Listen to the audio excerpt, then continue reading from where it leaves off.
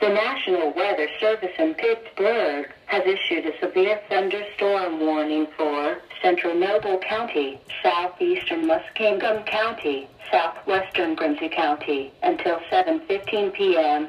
At 6:31 p.m., severe thunderstorms were located along a line extending from near Zanesville to 9 miles east of Perry State Forest, moving northeast at 40 miles an hour. Hazard: 60 miles an hour wind gusts and quarter-size hail. Source: radar indicated. Impact: hail damage to vehicles is expected. Expect wind damage to roofs, siding and trees. Locations impacted include Zanesville, Cambridge, Caldwell, New Concord, Byesville, South Zanesville, North Zanesville, Dudley, Philo, Pleasant Grove, Senecaville, Pleasant City, Cumberland, Lower City, Old Washington, Bell Valley, Saresville, Dexter City, Adamsville, and Norwich. For your protection, move to an interior room on the lowest floor of a building.